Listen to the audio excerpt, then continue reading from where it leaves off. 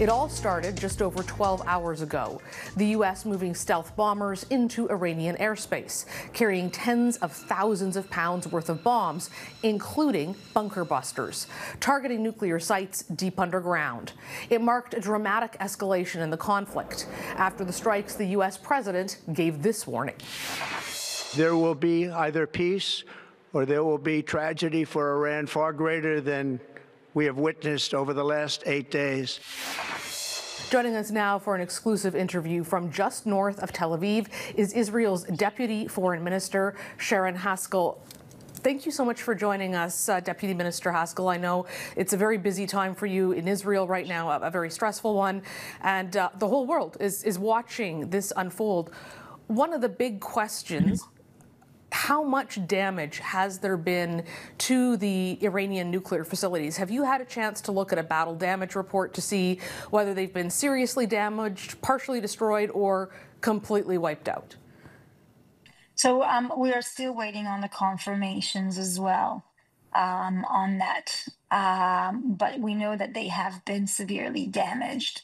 How bad it is, once we'll get the reports, then we'll be able to say a little bit better. But I think that sends a clear message to Iran as well, who's been deceiving the world for years now. Advancing its military nuclear program and its ballistic missile program behind the backs of leaders of the free world, deceiving them into showing as if they're coming to negotiations, while at the same time they are accelerating those programs in a race to acquire a nuclear weapon. And so I think that it sends a clear message that when Trump said and when Israel said that we cannot allow Iran to reach a nuclear weapon, we are serious about it. This is a serious existential threat to us, to our children. We were acting on the last minute after years of deceiving. And so we had no other choice but to go into this operation to make sure that we are eliminating their capability of that nuclear military program.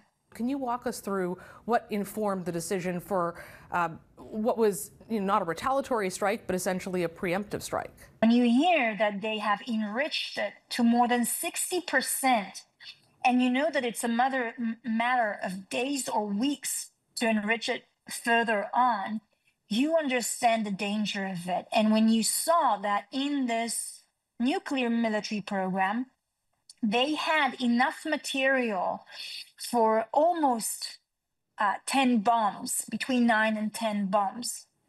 And while negotiating with the United States, in the last 3 months, they acquired 3 of them. You understand how they've accelerated that. Now, at the same time, you need a very large and advanced ballistic missile program.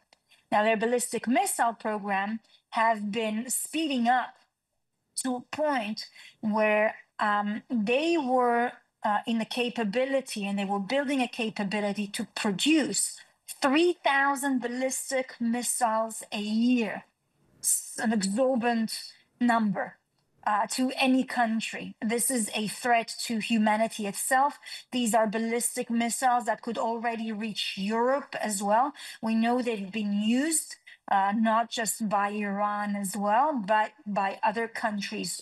Are these strikes just about the nuclear program, or is there also a goal of regime change here for Israel? No. So what we've described, Iran's full operational annihilation plan for the state of Israel. By the way, it doesn't just call for the annihilation of the state of Israel. It calls death to Israel, death to America, death to the West, chanting one after the other. But we obviously are the front line. And in their annihilation plan, which started on the 7th of October, it was part of a global plan that Hamas actually reached ahead of time. We are targeting two, like a double existential threat. One of them is the ballistic missile program, and the other one is the nuclear military program. So We you're have not a seeking like a to bank of change targets in order to government. eliminate it, and we cannot stop until we finished it, because it can still pose a threat on our people. So we've eliminated much of the leadership of both of these programs. Terrorists, head of the IRGC, people who were leading those military programs, storage facilities and factories to actually produce them, and warehouses where they would store it as well. How do you anticipate Iran might respond beyond the missiles, which we've already seen, but into more unconventional means? Look, this is a vile, murderous regime that didn't just brutally oppress and kill its own people, but is doing the same all around the world. The IRGC is the biggest funder of terror. This is the biggest force that destabilizes the Middle East, let alone all around the world. In Canada, you have more than 700 operatives of the IRGC, by your estimations as well. They've targeted your former justice minister. They've murdered Canadian civilians in the past. They targeted a civilian airplane with 55 Canadian citizens as well. This is a serious threat, and it is unpredictable as well.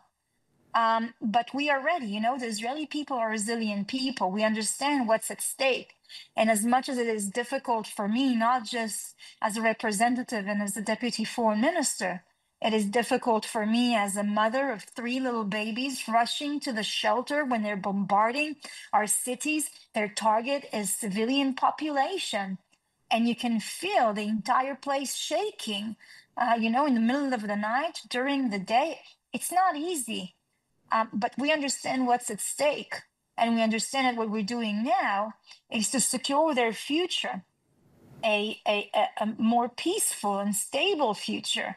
But the Israeli people are resilient, and we're ready for it. And we will do anything necessary in order to defend our country and to defend our nation. What do you tell your children when you're taking them to the shelter under these circumstances? Apart from your role as a politician, as a mother, what is that experience? So it's difficult, especially being so little. So sometimes I'll tell them we're going into the safe room to play, to hear some music together. I try to make a little bit more louder noises and singing when you hear the explosions above our heads, trying mainly to distract them. And during the night, you know, just trying to calm them down as much as possible. You know, it's a crazy reality to live in. And, you know, Canada has been very lucky when its neighbors friendly.